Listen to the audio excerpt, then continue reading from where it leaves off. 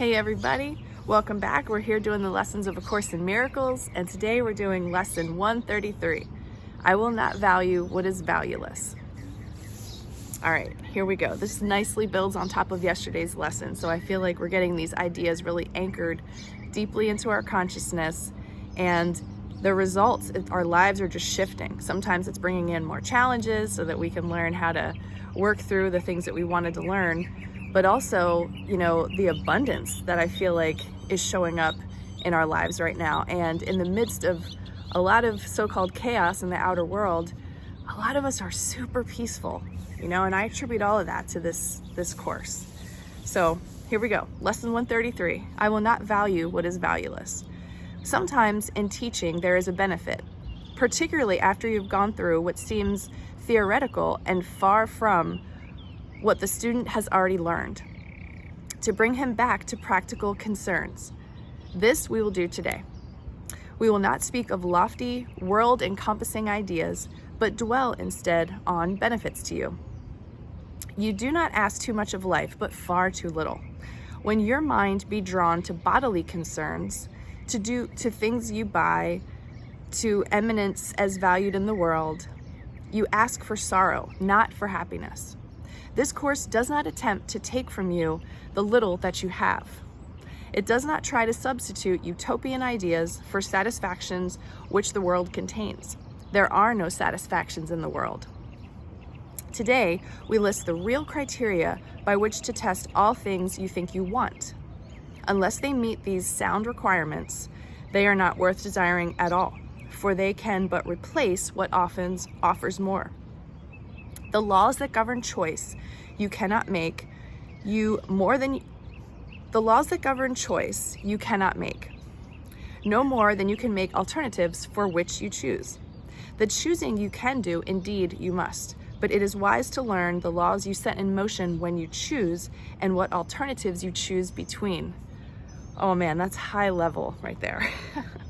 We have already stressed that there are but two, however, many there appear to be. The range is set, and this we cannot change. It would be most ungenerous to you to let alternatives be limitless and thus delay your final choice until you had considered all of them in time and not been brought so clearly to the place of where there is but one choice that must be made. Another kindly and related law is that there is no compromise in what your choice must bring. It cannot give you just a little, for there is no in-between. Each choice you make brings everything to you or nothing. Therefore, if you learn the tests by which you can distinguish everything from nothing, you will make the better choice. First, if you choose a thing that will not last forever, what you chose is valueless. A temporary value is without all value. Time can never take away a value that is real. What fades and dies was never there, and makes no offering to him who chooses it. He is deceived by nothing in a form he thinks he likes. Next, if you choose to take a thing away from someone else, you will have nothing left. This is because when you deny his right to everything, you have denied your own.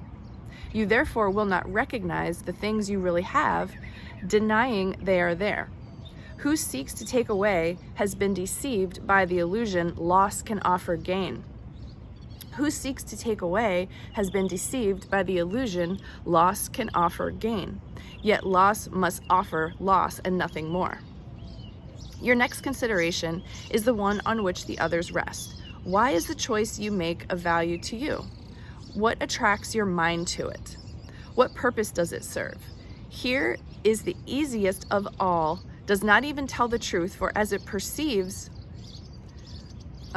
what the ego wants it fails to recognize. It does not even tell the truth as it perceives it, for it needs to keep the halo which is used to protect its goal from tarnish and from rust, that you may see how innocent it is. Wow, that got a little complicated. Yet is its camouflage, a thin veneer which could deceive but those who are content to be deceived. Its goals are obvious to anyone who cares to look for them. Here is deception doubled, for the one who is deceived will not perceive that he has merely failed to gain. He will believe that he has served the ego's hidden goals. Yet though he tries to keep its halo clear within his vision, still must he perceive its tarnished edges and rusted core. His ineffectual mistakes appear as sins to him because he looks upon the tarnish as his own, the rust a deep sign of unworthiness within himself. He who would still preserve the ego's goals and serve them as his own makes no mistakes, according to the dictates of his guide. This guidance teaches it is error to believe that sins are but mistakes, for who would suffer for his sins if this were so? And so we come to the criterion for choice that is the hardest to believe, but its obviousness is overlaid with many levels of obscurity. If you feel any guilt about your choice, you have allowed the ego's goals to come between the real alternatives, and thus you do not realize there are but two. And the alternative you think you chose seems fearful and too dangerous to be the nothingness that it actually is. All things are valuable or valueless, worthy of not being sought at all, entirely desirable, or not worth the slightest effort to obtain. Choosing is easy just because of this. Complexity is nothing but a screen of smoke which hides the very simple fact that no decision can be difficult. What is the gain to you in learning this? It is far more than merely letting you make choices easily and without pain. Heaven itself is reached with empty hands and open minds. He will come with nothing to find everything and claim it as their own. We will attempt to reach this state today with self-deception laid aside and with an honest willingness to value but the truly valuable and the real. Our 2 extended practice periods of 15 minutes each begin with this.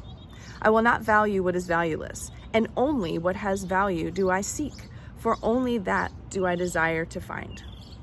And then receive what waits for everyone who reaches, unencumbered, to the gate of heaven, which swings open as he comes.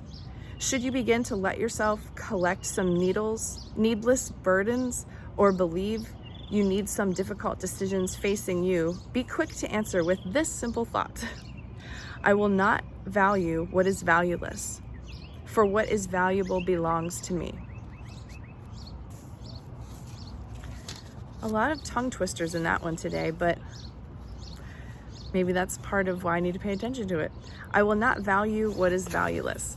So let's jump over here to a year of forgiveness and see what Jesus had to say about lesson 133 in the year 2019. I will not value what is valueless. You are blessed beings indeed. I am that one you know as Jesus. This is a very difficult thing for those of you raised in this materialistic culture. You have been deeply indoctrinated into valuing the body, overvaluing the body, and hating the body.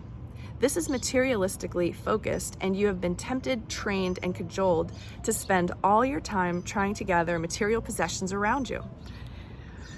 The unhealthiest version of that, of course, are the billionaires who have far more than they need and continue to take from others. Regardless of the methods they use, they do not need anymore. Yet they feel that if they give away what they have, they will lose when in fact they will gain. The other example of materialistic person gone wild is the hoarder. In spiritual terms, many of you in North America are hoarders. You have houses filled with art you don't particularly like. You have cupboards filled with old objects. You constantly buy new clothes when you have a wardrobe of things you barely wear. You build your libraries of shoes, cars, or whatever else you have in your homes. We would like all of you in this moment, when you have finished this particular recording, to take an inventory of your homes. How much do you value the material, physical, as a demonstration of your power, influence, and success? If you have more than you need, you know straight away when you look around your home, whether it is full of things you barely use, then you prefer to accept that you have been trained into materialism. Truly expand your consciousness, you must shift your focus from the physical material world. That is a world of entropy and death. The body, of course, dies at some point. We want you to understand that it is not until you realize what you have become that you can change it. If you are in denial about your materialism, then you don't see it and you cannot change it. Take inventory of your home, closets, and kitchen and see the masses of stuff you own. You might say, this is what I'm focusing on. This is why I have been unhappy, because I have sought happiness in material objects. Clearly, they don't satisfy me, but I keep buying them. Oh, I'm gonna just let that sit for a minute, because I feel like I'm about to move, and downsizing my kitchen especially, this is really popping up for me. And I don't think I have too much, but yeah, like I could really do some serious analysis in a couple of rooms in my house. And this is just a good reminder for me to not procrastinate and to actually get it done. Okay, this is not about consumerism or getting you to stop consuming it. It is about making you aware of where you focus. Your focus determines how happy you are. Your focus determines what grows and what develops. I am that one you know as Jesus, and we will see you again tomorrow. All right, everyone. Well, I appreciate your attention and your pursuit to not value what is valueless today. Enjoy, and I will see you again from beautiful, sunny Phoenix tomorrow.